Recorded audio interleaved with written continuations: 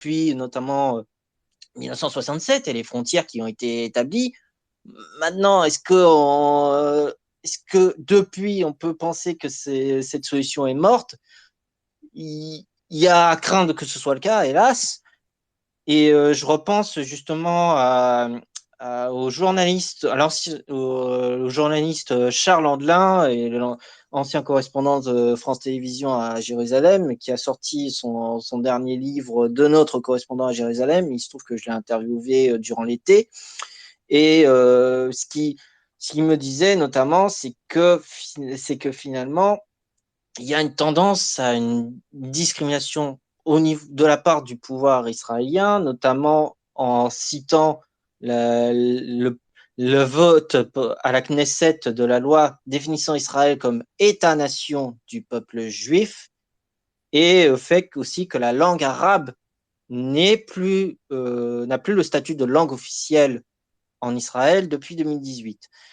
Ce qui me permet aussi, et là j'entendais parler de l'antisionisme, il se trouve qu'il me semble, alors corrigez-moi si je me trompe, hein, mais historiquement, du moins avant 45, les principaux antisionistes étaient des juifs, mais tout particulièrement les juifs socialistes du Bund. Oui, ça je peux répondre parce que ça c'est ma spécialité. Jonathan, tu avais totalement raison là-dessus. Moi, en plus, j'avais de la famille qui était au Bund, alors c'est te dire l'affaire. Excuse-moi, Johan, mais pourquoi tu l'interromps? Parce que c'était super intéressant ce qu'il était en train de dire.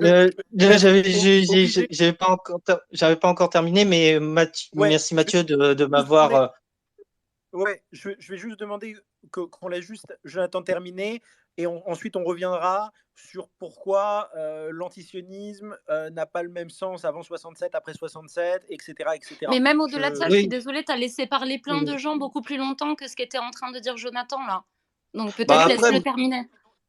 Après, j'avais pas non plus vocation à faire un long discours, donc il y a ça aussi. Et Anna, surtout que là, j'étais en train de redonner la parole à Jonathan, en fait. Oui, alors juste, il y avait un troisième point, parce que j'entendais parler de l'apartheid sud-africain. Donc, comparer l'apartheid sud-africain avec ce qui se passe en Israël et en Palestine, c'est quand même quelque chose de très délicat.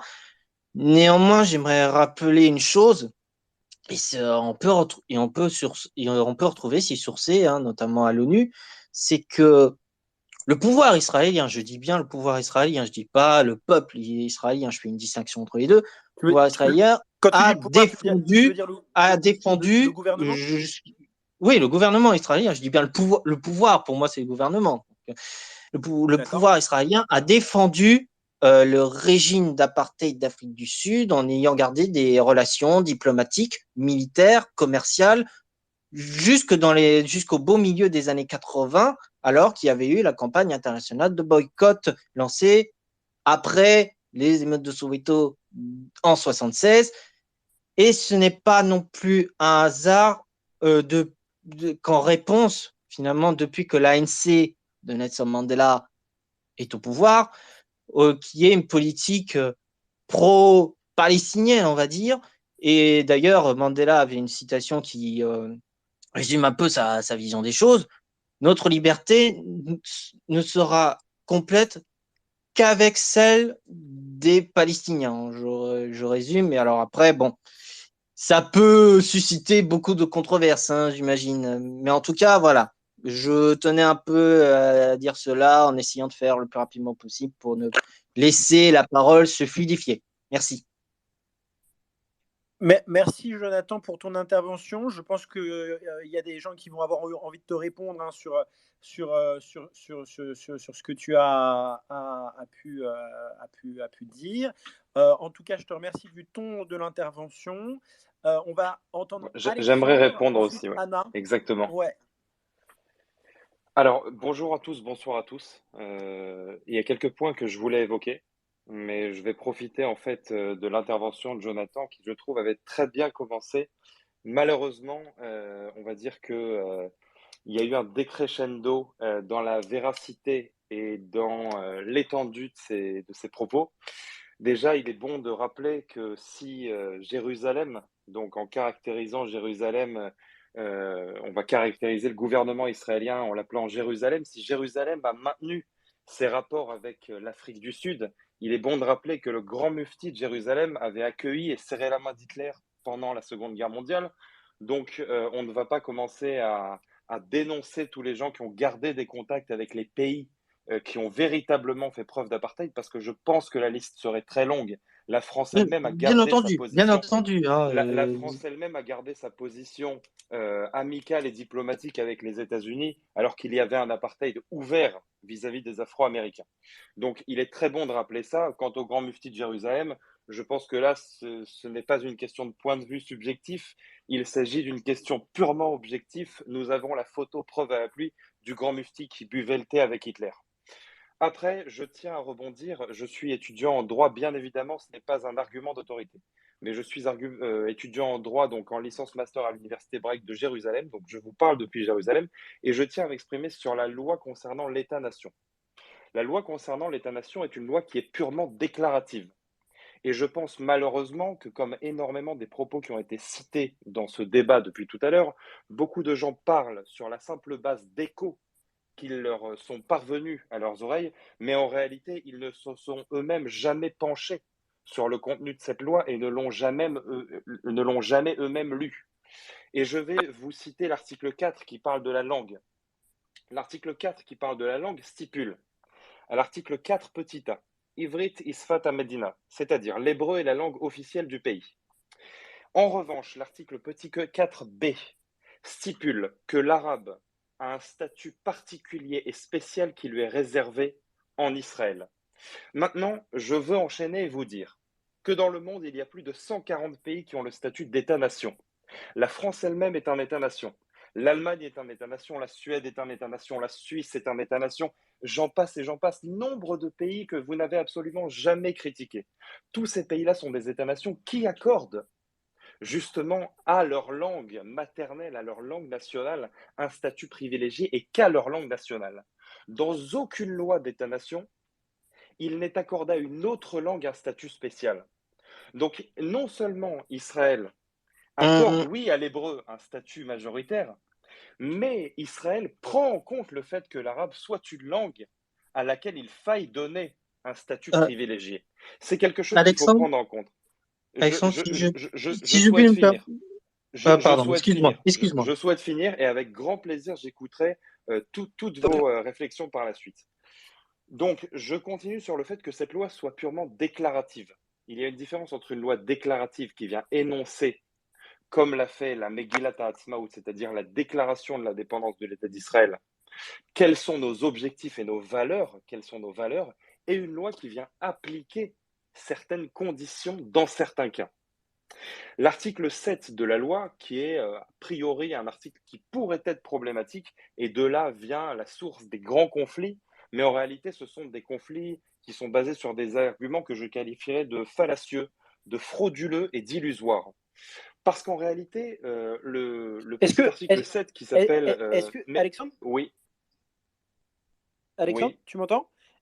C'est juste Oui. que, comme tu as posé des points qui vont susciter le débat, je voudrais juste que les gens puissent te répondre sur déjà ce que tu as dit. Tu vois, pour faire tourner la parole, je sais qu'Anna a des choses à dire aussi. Est-ce que tu peux essayer de conclure d'un mot sur le point de l'État-nation. Je vais juste conclure sur l'État-nation. Et après, je citerai juste les points quant auxquels je souhaitais en fait parler par la suite. Mais concernant le petit article 7, puisque c'est l'article 4 et l'article 7 qui sont entre guillemets problématiques, il y a énormément de conflits, même entre la gauche et la droite israélienne. L'article 7, qu'est-ce qu'il dit ? Il dit Amedina roa bepituach itiyashvut yehudit erech leumi. C'est-à-dire que le pays d'Israël voit dans le fait que les Juifs habitent en Israël une valeur nationale. Et pour cela, elle agira justement pour que le fait qu'il y ait justement que cet esprit perdure en Israël. Il n'y a aucune application de la loi, ni dans les faits, ni convenu. C'est-à-dire que tout le conflit autour de cette loi vient simplement de cet article-là. Et les gens interprètent cet article et l'article sur la langue comme classant les citoyens d'après une hiérarchie de valeurs, ce qui est absolument entièrement faux. Ce sont vraiment des chimères que les gens se figurent, une fois de plus, tournant autour d'un fantasme autour d'Israël qui est absolument, à mes yeux, je suis désolé, mais non fondé et abject. Les points sur lesquels que je voudrais évoquer par la suite, après qu'on m'ait répondu avec grand plaisir, c'était, je souhaitais en fait parler du fantasme, du fantasme en fait autour d'Israël. C'est-à-dire que Odessa l'a évoqué tout à l'heure, et moi je comptais prendre en fait le passage exceptionnel du livre de Finkielkraut, de la critique de Finkielkraut sur Stéphane Hessel, où Finkielkraut critique le voyage de Stéphane Hessel en Israël en l'affublant et en lui disant qu'il souhaite finalement, il ne souhaite que s'indigner, il souhaite ne rester toute sa vie qu'un adolescent qui s'indigne, et c'est sa manière d'exister quelque part. Parce que des conflits dans le monde qui sont autrement plus choquants, désolé de reciter les chiffres, Dounia, depuis le début du conflit en Israël, depuis 2008 à 2020, il y a 5000 morts du côté palestinien, il y a à peu près 500 morts du côté israélien. Je veux dire, on ne va pas parler de chiffres, mais c'est indécent de parler d'apartheid. Ouais. Donc oui, Yoann, je suis pressé d'entendre ce que les gens ont à dire par rapport à ça. Ouais. Alors, je te remercie pour ton intervention. Je me permets juste de dire un petit mot de précision, parce que cette notion d'apartheid est hyper controversée. Je renvoie tout le monde à l'article, au chapitre sur l'apartheid, je l'ai déjà dit, mais je suis obligé de redire. J'aimerais qu'on me réponde sur la loi. J'aimerais qu'on me réponde sur la fameuse loi de l'État-nation. Alors, juste sur la loi, la loi dispose, elle ne stipule pas, c'est tout. C'est le juriste. Voilà. Donc, j'entends, tu as posé le truc sur la loi, je sais qu'il y a d'autres personnes qui vont intervenir sur d'autres choses. Moi, je me permets simplement de rappeler sur la question de l'apartheid, de renvoyer au livre Israël et ses paradoxes, ce chapitre sur la question de l'apartheid de Denis Charby, ça me semble être d'utilité publique. Et on va écouter Anna, qui, depuis tout à l'heure, a été hyper patiente et que donc voilà, Anna, je te laisse la parole. Merci, c'est gentil. J'espère avoir autant de temps de parole que la personne qui m'a précédée. Je ne vais pas revenir sur beaucoup d'insultes et de dégradations qui ont été proférées depuis le départ. Je vais être je vais avoir un peu de recul. Je ne vais pas non plus faire un historique de la définition du sionisme, parce qu'apparemment, il y a un espèce d'énorme amalgame, même si ce terme est apparemment controversé et un peu utilisé à mauvais escient entre anti-sionisme, antisémitisme. Je pourrais vous faire un historique de Theodor Herzl, de Déclaration Balfour, de Sykes-Picot, le sionisme, ce qu'il est devenu, etc. Au passage, merci Maxime d'avoir quand même signifié qu'il y a quand même énormément d'organisations juives, et même au sein des partis d'opposition, même en Israël, qui se prononcent contre l'occupation des territoires palestiniens, ceux depuis la Nakba et même avant. Très intéressant aussi la personne qui avait parlé justement du mouvement anti-sioniste et socialiste avant ça. Je ne vais pas revenir sur ça, je ne suis pas là pour faire un cours d'histoire. Je vais reprendre juste certains principes qui n'ont pas été... Alors je suis désolée, je suis arrivée super tard sur le space, donc peut-être que ça a déjà été prononcé. Oui, parce que je vais profiter de mon temps de parole. Question... Non, liberté d'expression.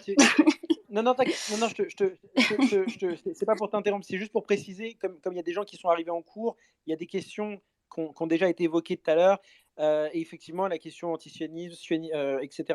Oui, non, mais c'est pour ça que j'ai dit que j'allais pas revenir dessus. Non, c'est pour ça que j'avais dit que j'allais pas revenir dessus. C'est juste pour contextualiser. Il n'y a pas de souci, je te laisse la parole. Non, je ne reviendrai pas sur ça parce que vraiment, c'est dramatique. Moi, je me réclamerai de l'antisionisme tant que j'estime que... De ce que j'en ai compris. Après, non, mais c'est exactement ça. Alors, Anna, parce que vraiment, là, je voudrais vraiment faire taire ce quiproquo, parce que quand je dis minorité bruyante, c'est au sens du nombre, absolument pas des minorités au sens que toi, tu l'entends. D'accord ? Là, il faut vraiment être clair. En revanche, il est vrai que j'ai vécu ce type d'expérience où on me suspectait de facto, parce que je suis d'origine maghrébine, d'être antisémite, et j'en appelais aux juifs qui sont dans ce space. Mais heureusement que tu n'es pas catholique, parce que sinon on aurait pu te réduire à 1000 ans d'histoire d'antisémitisme depuis le Moyen-Âge et de répression envers les populations. Mais j'ai été mal à l'aise. j'ai été mal à l'aise avec ça. Et du coup, j'ai cherché l'origine, d'où est-ce que ça venait, pourquoi, etc.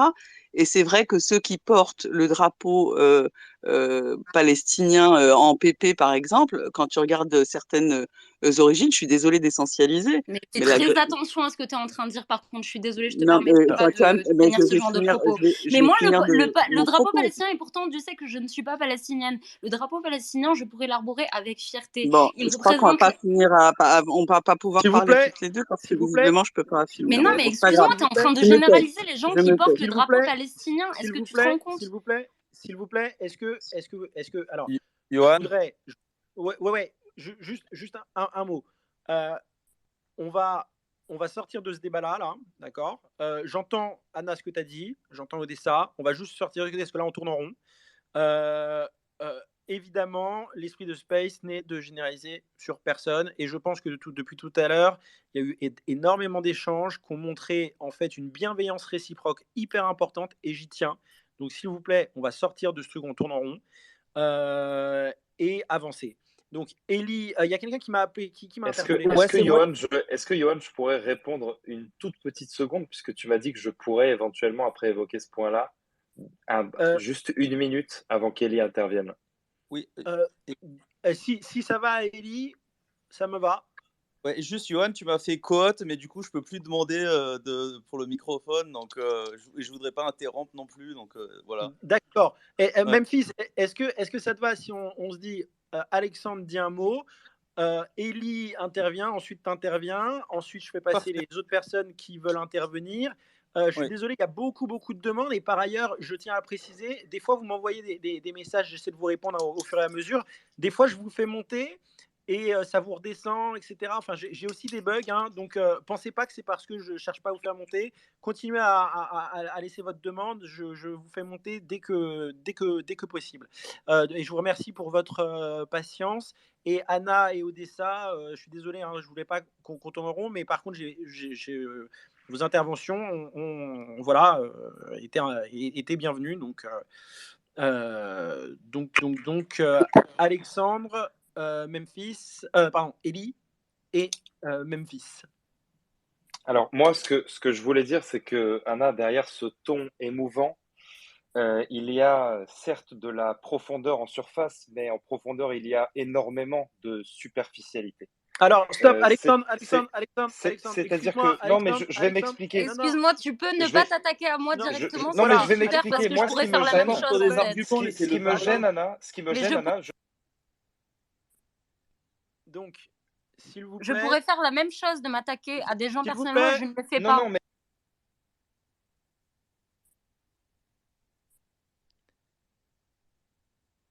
Est-ce que vous m'entendez? Oui, on t'entend. Oui. Ok, je suis désolé, je coupe court à ça. On commence pas un échange en disant c'est superficiel. Excuse-moi, Anna, je m'excuse. La seule chose que je voulais dire, c'est que je me suis exprimé sur des points, sur la loi, sur des choses très précises, et que je n'ai pas eu de réponse qui faisait preuve de nuance. Je suis désolée, mais je ne me suis pas PA, là, adressée ça à va toi. pas du tout. PA, s'il te plaît, désolée. efface ton truc parce que là, c'est dégueulasse ce que tu es en train de marquer comme quoi c'est une pute ou je sais pas quoi.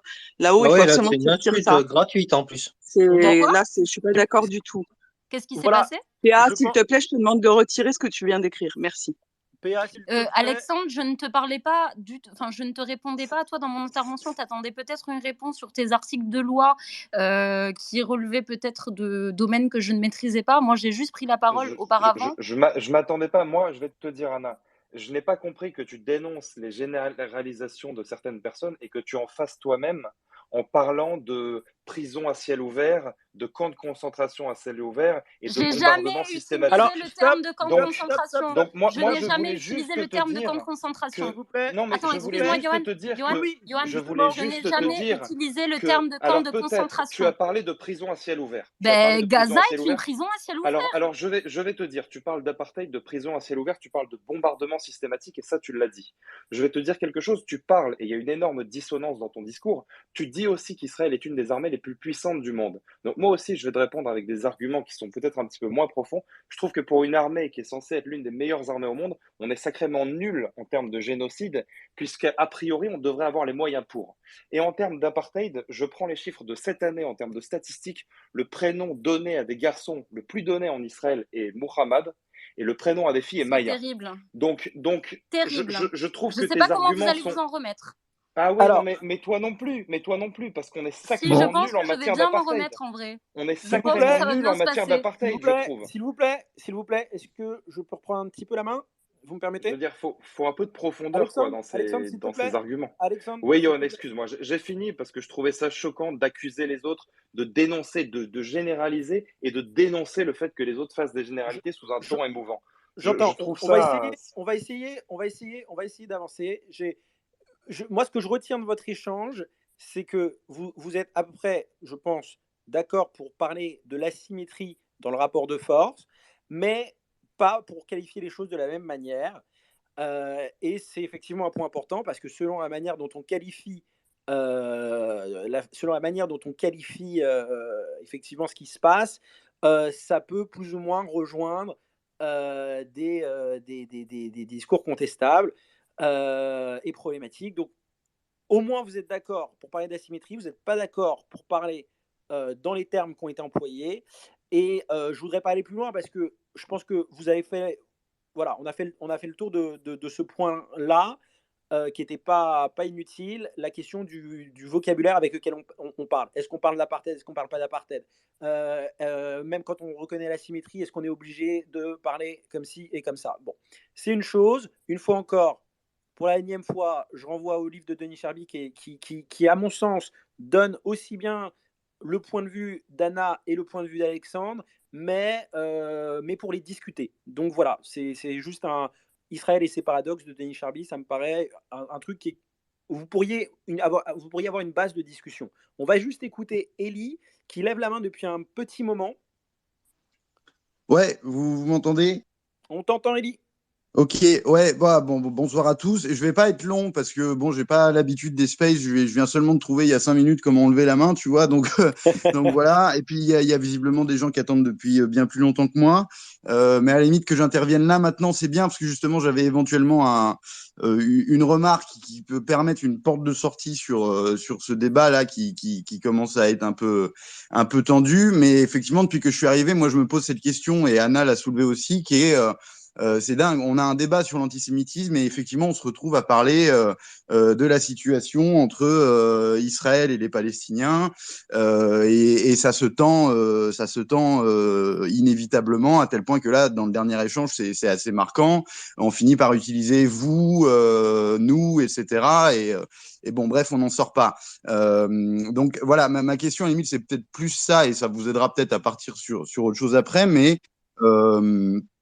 est-ce qu'il ne faudrait pas décorréler cette question de l'antisémitisme qui est quand même relativement cruciale en ce moment en France à quelques mois d'une élection présidentielle où l'extrême droite est, on va dire, bien placée. L'antisémitisme, il date pas de la création d'Israël. C'est un démon qui est présent en Europe depuis des siècles. Et peut-être qu'une des bases de discussion pour justement pas tomber dans le piège de conflits qui sont inextricables, qui sont très complexes, qui ont 70 ans d'histoire, etc., et où on a fait beaucoup d'efforts pour monter les populations les unes contre les autres.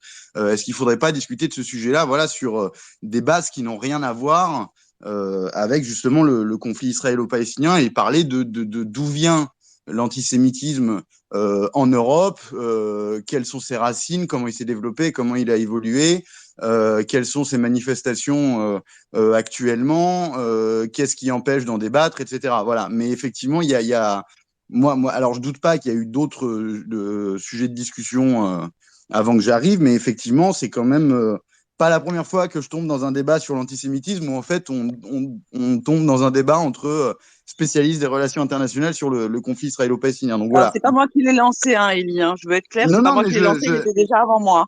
non, mais il n'y a pas de souci. Enfin, Alors, puis je pense que de toute Ellie, façon, ça se fait Ellie, assez est-ce que tu me permets de naturellement. te- Mais Ellie, ouais, est-ce que tu me permets de te répondre?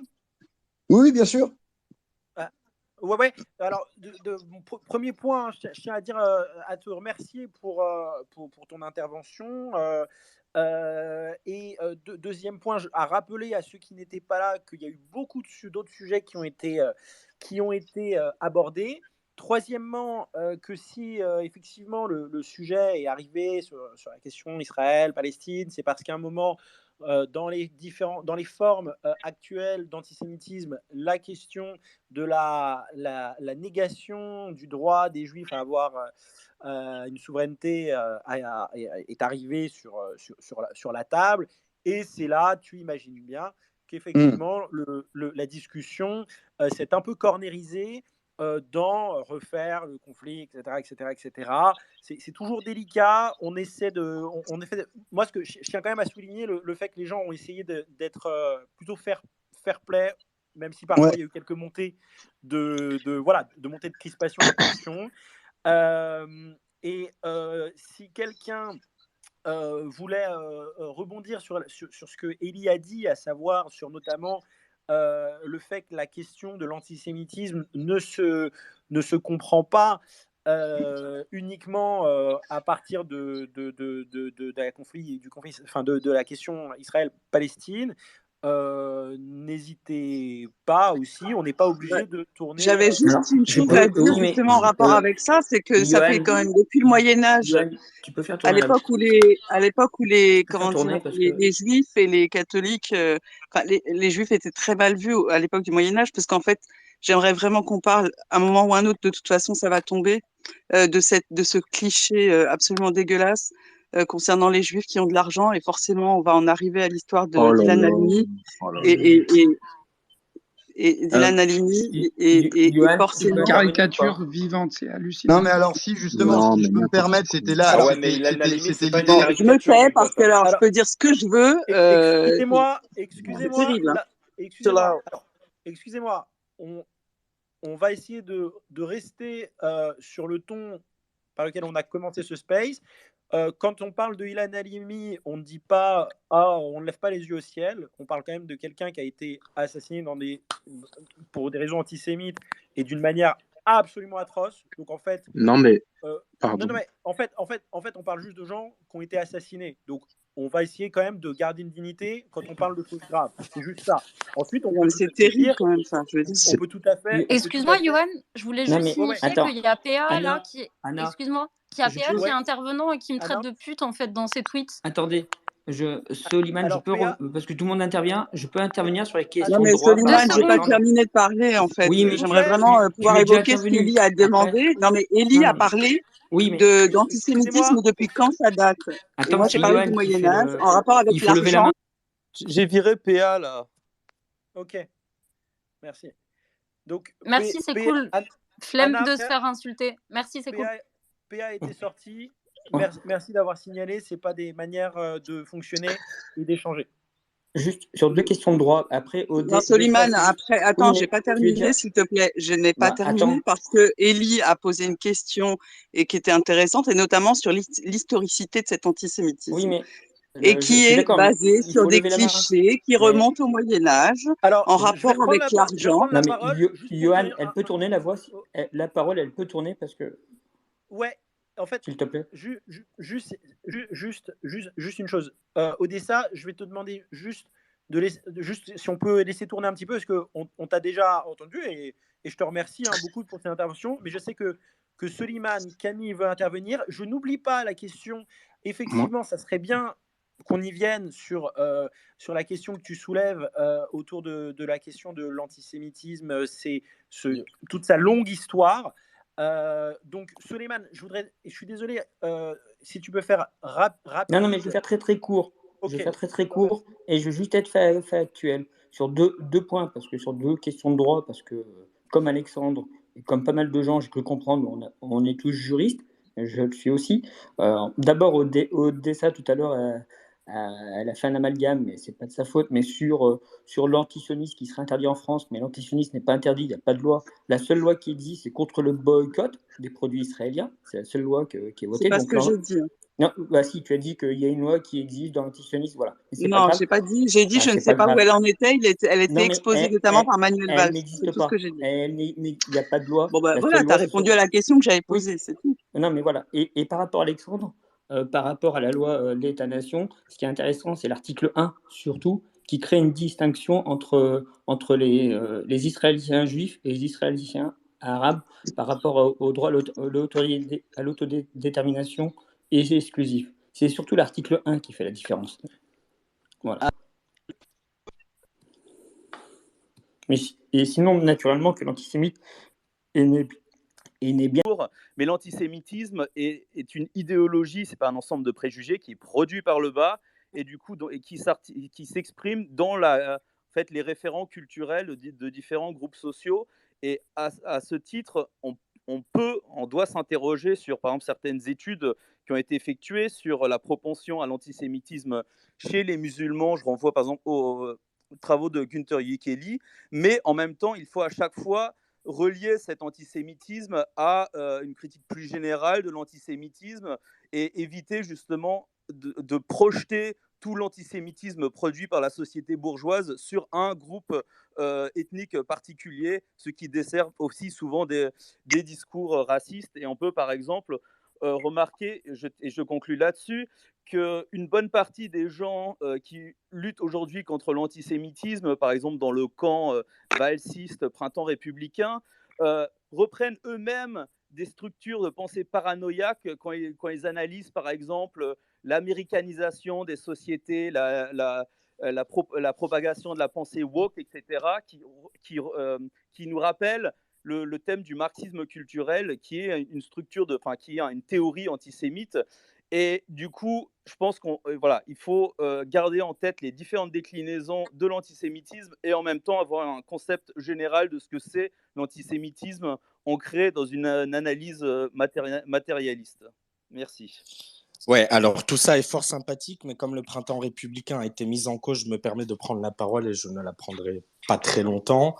Je suis arrivé il y a une demi-heure sur ce space qui m'intéressait puisqu'il parle d'un sujet de fait important sur l'antisémitisme et je constate depuis une demi-heure que l'essentiel des débats porte sur Israël, la Palestine et donc un sujet qui a priori n'a pas de lien direct avec la situation de nos compatriotes français de confession juive qui vivent dans ce pays. Donc déjà, le fait que un space qui est censé parler d'une lutte contre un fléau que l'on connaît dans notre pays se voit détourné par des considérations de géopolitique, d'apartheid, de situation en Israël, en Palestine, je trouve ça proprement hallucinant. On a parlé par ailleurs d'antisémitisme réel ou supposé des musulmans, d'antisémitisme de gauche, d'antisémitisme catholique. À l'instant, on vient de parler d'antisémitisme bourgeois. Je voudrais juste rappeler des faits, alors on peut contester des faits, mais ce sont en l'occurrence des faits, que les victimes d'antisémitisme depuis 2012, et je parle de victimes assassinées, je ne parle pas de victimes qui ont subi des agressions, qui ont vu les portes de leur maison taguées, qui ont vu leurs enfants déscolarisés d'écoles publiques, qui ont vu des agressions physiques. Je parle de gens français de confession juive qui ont été assassinés à l'école Ozar Torah de Toulouse en 2012, Ilan Halimi, Sarah Halimi, Mireille Knoll, Yoav Attab, Philippe Braham, François-Michel Saada et Johan Cohen à l'hypercachère de la porte de Vincennes ont toutes, sans aucune exception, été assassinés par des islamistes, par des terroristes islamistes. Non mais très bien, je termine. Je n'interromps personne. Il a une carte d'identité, il arrive sur le space sans respecter le droit de parole. Je termine. Il me semble que Mohamed Merah, qu'Amédi Koulibaly, que Kobili Traoré n'étaient pas des antisémites catholiques, n'étaient pas des antisémites anticapitalistes, n'étaient pas des antisémites. C'était, pardon, je termine, c'était des islamistes. Et donc la réalité de l'antisémitisme dans notre pays, aujourd'hui, c'est que oui, évidemment, et je serai le dernier à le nier, il y a un antisémitisme d'extrême droite et il suffit de lire des publications comme Rivarol, il suffit évidemment de lire des publications d'extrême droite pour voir que cet antisémitisme d'extrême droite qui remonte depuis très longtemps est une réalité dans notre pays, mais l'antisémitisme qui tue, l'antisémitisme qui fait qu'aujourd'hui, dans un certain nombre de nos banlieues, il n'y a plus une seule famille juive qui vit dans ces banlieues, l'antisémitisme Mais qui c'est a quoi fait... cette propagande du printemps? C'est un meeting de droite, je termine. C'est un meeting de droite, en fait. Ouais, c'est un meeting de droite. Je termine. L'antisémitisme qui fait que dans un certain nombre d'écoles publiques, des enfants ont été déscolarisés et Amine, t'as un dans des syndrome écoles de je sais pas quoi, de publiques.